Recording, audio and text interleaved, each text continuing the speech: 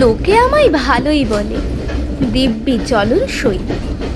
দোষের মধ্যে একটু নাকি মিথ্যে কথা কই।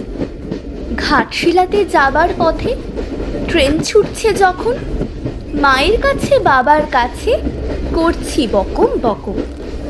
হঠাৎ দেখি মাঠের মধ্যে চলন্ত সব গাছে এক এক রকম ভঙ্গি ফোটে, এক এক রকম নাচে। ওমা, দেখো নৃত্য নাট্য! যেই বলেছি আমি, মা বকে দেয়, বড্ড তোমার বেড়েছে ফাজলামি। চিড়িয়াখানার নাম জানো তো? আমার সেজ মেশর। আদর করে দেখিয়েছিলেন পশুরাজের কেশর। কদিন পরে চুল খসানো দেয়াল জুড়ে কি ঠিক অবিকল সেই রকমই মূর্তি যেন দেখি। ক্লাসের মধ্যে যেই বলেছি সুরঞ্জনার কাছে, জানিস আমার ঘরের মধ্যে সিংহ বাঁধা আছে?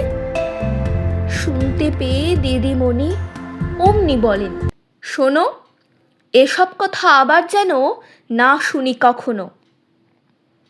বলি না তাই সেসব কথা, সামলে থাকি খুব। কিন্তু সেদিন হয়েছে কি এমনই বেয়াকুব। আকাশ পারে আবারও চোখ গিয়েছে আটকে, শরৎ মেঘে দেখতে পেলাম রবীন্দ্রনাথকে। শরৎ মেঘে দেখতে পেলাম রবীন্দ্রনাথকে।